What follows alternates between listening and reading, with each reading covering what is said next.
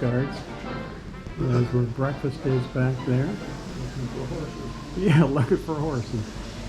Walk on down there. Yeah. We're headed down to the lobby itself.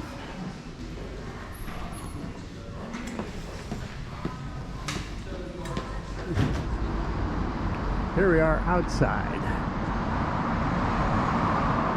the street. Trafalgar Square is kind of that way. That is the old Ministry of Defense. And here is the Horse Guards Hotel. Thank you so much. Kind of ornate and old building. And there it is.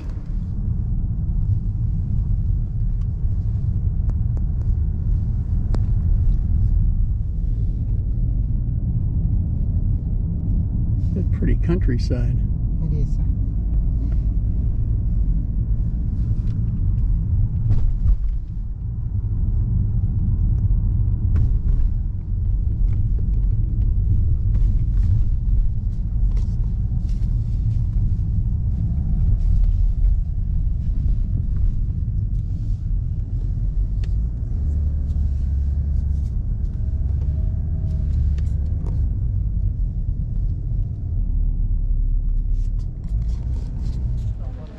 Here we are in Windsor Castle. There's the round tower.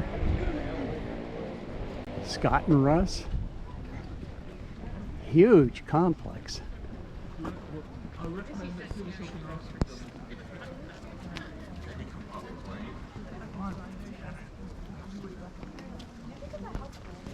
Started by William the Conqueror.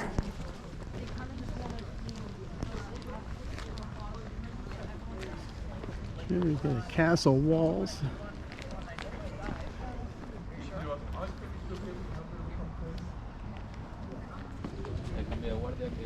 Here we just come through the state apartments and now we're at Windsor. Kind of outside by the moat path, and there's the round tower way up there. Got more of it here. The state apartments were spectacular. The gilt, everything else was just amazing. Pretty wild. I couldn't imagine living in something like that, but I guess they did. So, Charles II.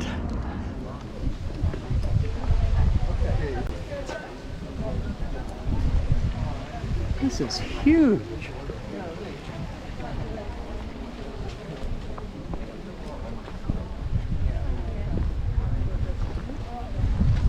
Go to St. George's Chapel next, or? Yeah.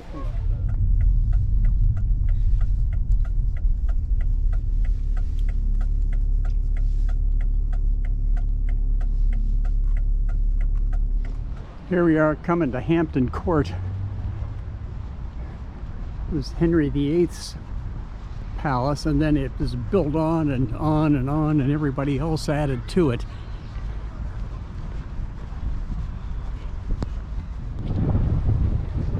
Up above there is a bust of Tiberius Caesar, and Nero is over there. Not quite sure why. Here we are inside the main gate of Hampton Court. Yes.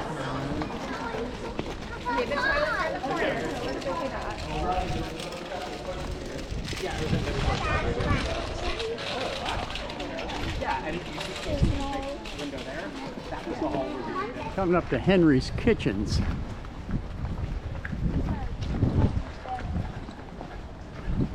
Maybe they'll roast an ox for us.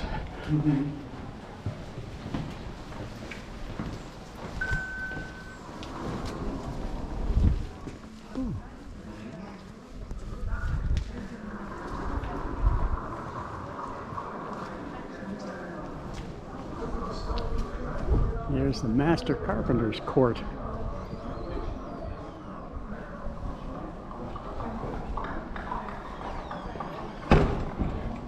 And a firkin of ale, a cask of wine.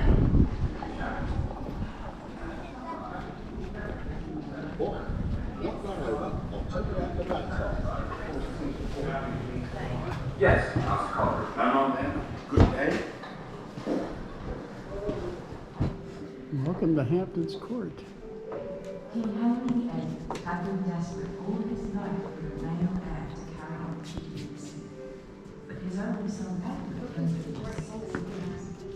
Oh, my.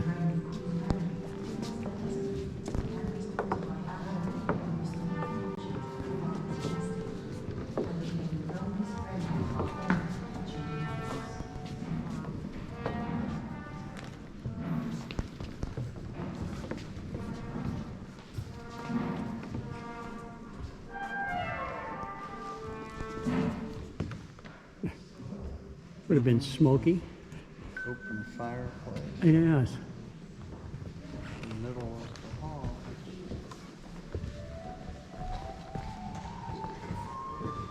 Yeah.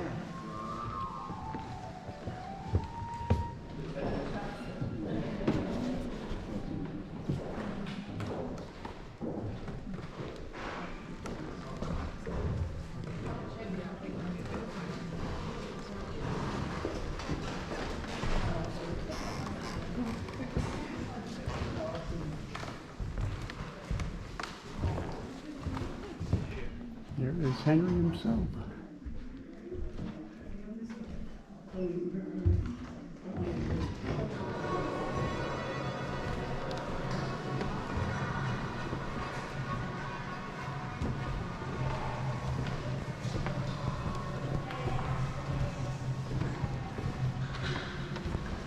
Pretty gardens out there.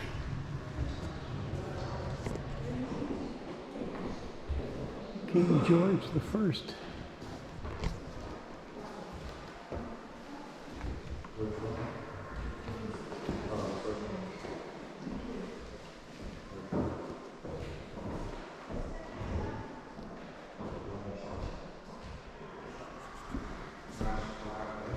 And George the Second.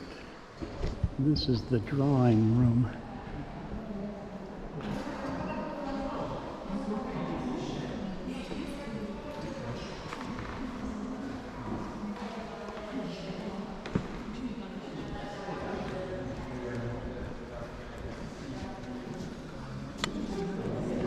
This is the oratory.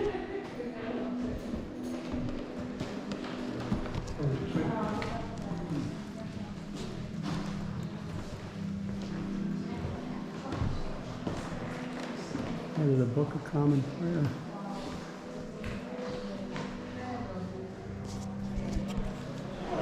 There's a garden, saw a little bit from the inside.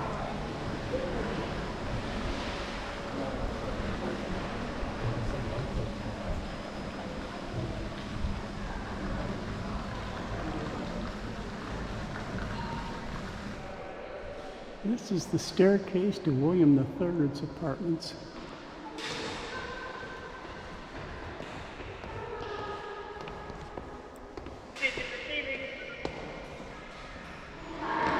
Staircases at home don't quite look like this.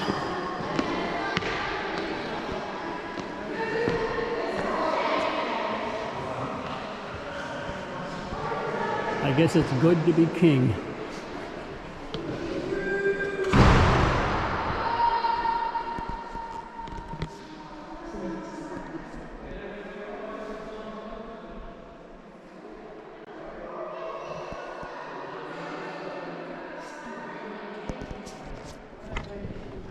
Just walking through the apartments.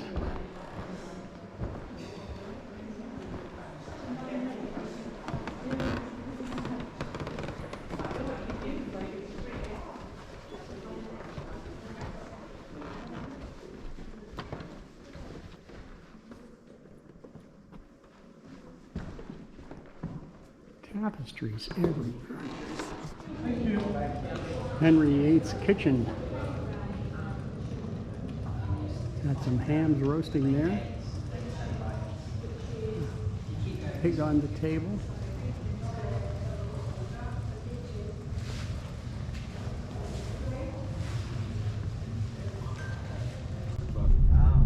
If you look to your right from the actual main block of stones, if you look to your right, you'll see a single stone. That's the hill stone.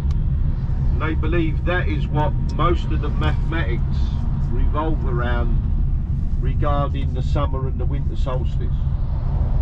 When we get up there, there is a copper arrow on the floor showing you the axis of the winter and the summer solstice. And obviously a celestial calendar is one of the reasons it must have been built. It is a grave, if you like. It's a memorial to the early settlers.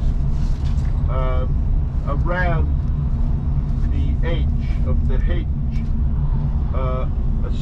in the 1700s, an archaeologist called John Aubrey discovered what is now known as the Aubrey holes. These were 56 holes that were marked either with tree trunks or with smaller stones, and they believe that the cremated remains of maybe the 150 first elders who visualised Stonehenge are buried with some of their artifacts and some of their early tools. Okay.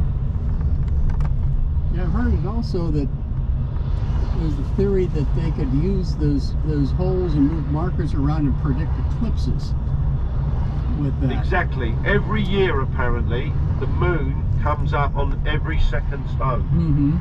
So yeah, the lunar eclipses were predicted by that. There are 4 separate stones. You can see one just slightly poking up to the left.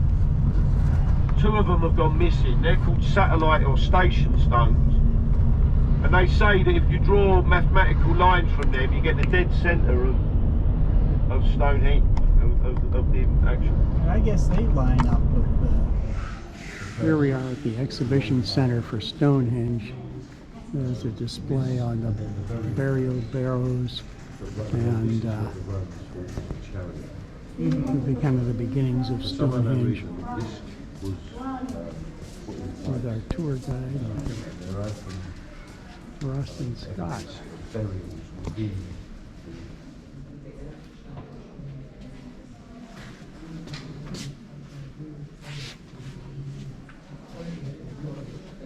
That's how Stonehenge has evolved and what it looks like today.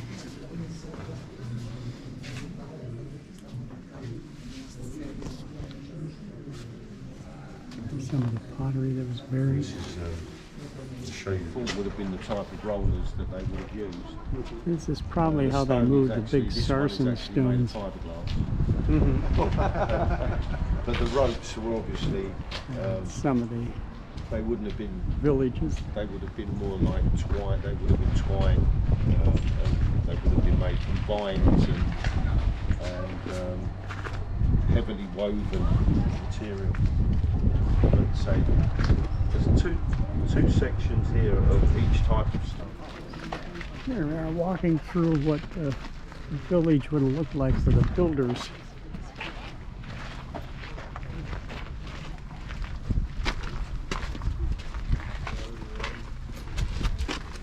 I don't know what we'll be able to see in here, if anything. Nothing. No chimneys. So whatever they burnt in these fire pits would have had to have been dried out almost so it burned 100%. If there was smoke, you would have probably have had loads of insects, and birds would have, especially in the summer months, would have nested in Very these low arrangements. ceilings. But Maybe the smoke gets rid of the bugs. the bugs, and also they would have probably cured meat by hanging meat and fish. We're taking a bus up to the stone, starting to get cloudy and dark. It's quite well done. The Welcome Center, kind of a unique building.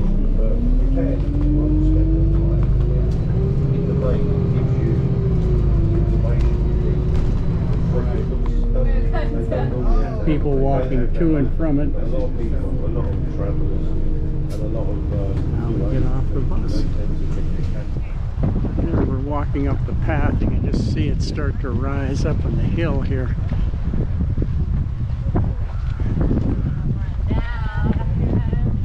It's windy and blustery. I guess it's like this most of the time. Really good coffee shop. it is. See the big Saracen trilithons, the one empty one. That's a big portion of the horseshoe.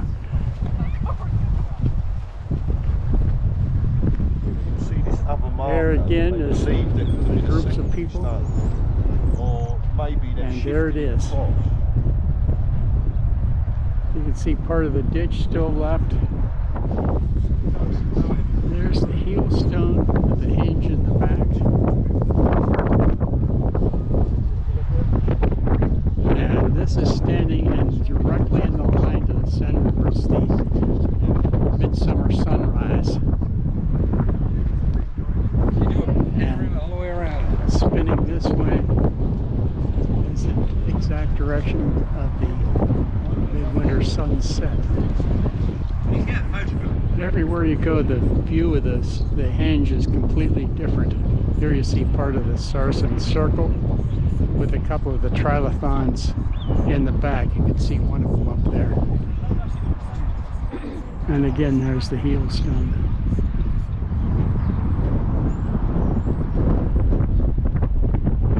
Scott and the guide are down there, and Russ has moved forward. Yet another angle of the Stonehenge. Is a lichen that grows on the rocks. It's quite rare, and it's only found in a couple of places. And some ugly weather is headed our way. Here we're walking through Bath, just arrived. The entire town is made of this brownish gray sandstone. Everything.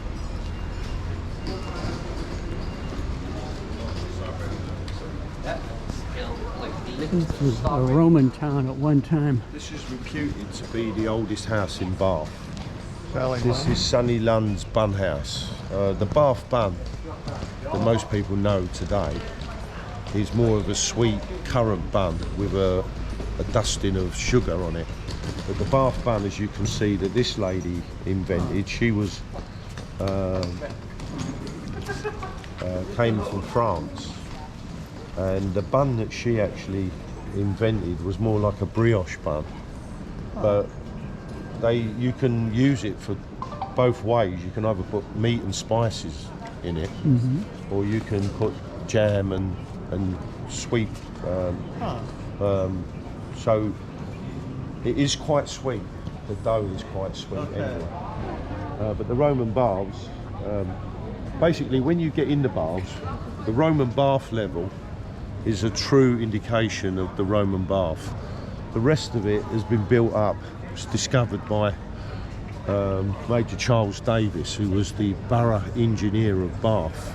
Okay. And they excavated the bath because that was the only bit that they really thought was really truly left, and it had a leak in it. And then when they started excavating down, they actually started finding more and more Roman remains, including the mask of Sulis Minerva, the goddess Sulis, which is bronze with it had a gold plating over it, and they've still got that inside the museum when you go down at different levels. Here we are at Bath. That is the actual Roman bath.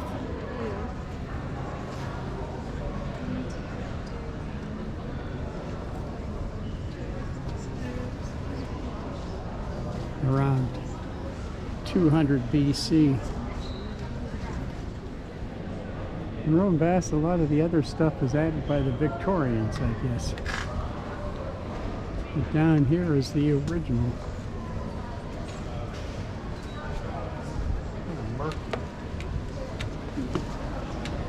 Yeah, that doesn't look like something you'd want to dive into. The bubbling down there is the hot springs where the water is actually rising.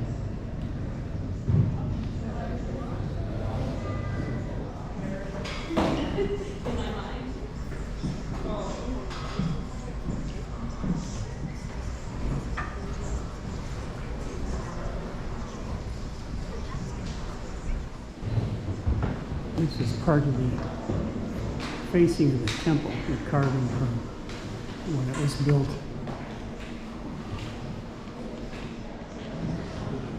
Part of the original mosaic of the floor.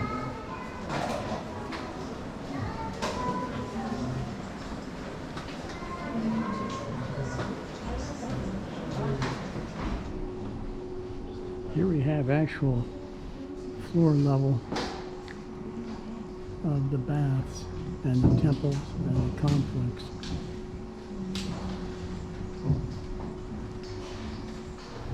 This is the gilt head of the goddess Sulis Minerva that was found here.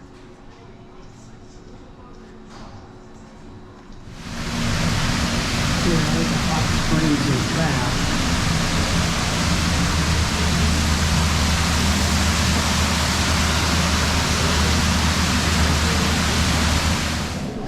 Here's walking out to the lower level, the actual baths themselves.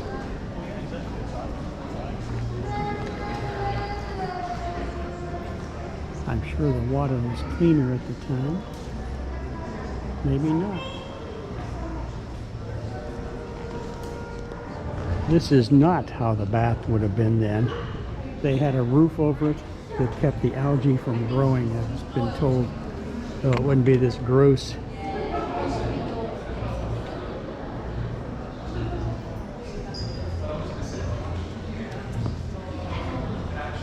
And we're moving on. Here is Bath Abbey. Because of the light, height light. With Jacob's ladder on the east side with the angels going up or down.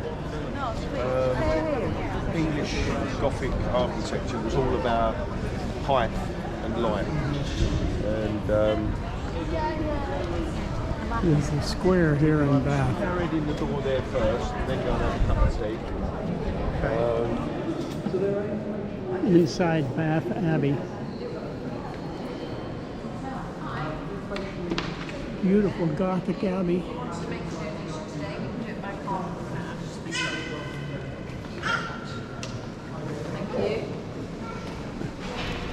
Oh, thank you. Hello, hi, how are you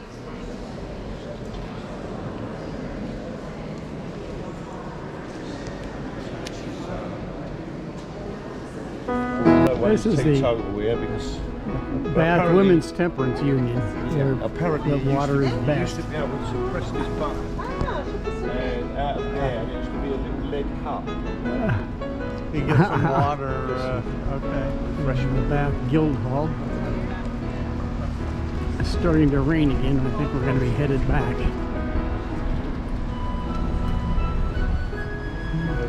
It's one of These are those the Bath little Gardens. quirky things about Bath that just add to the interest. Now, which river is this? Sorry, this Which- is the River Avon. Avon, okay.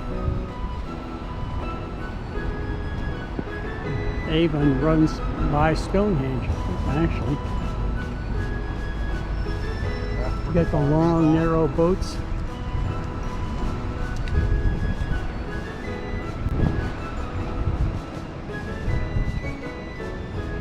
Saxon word for river is Afon.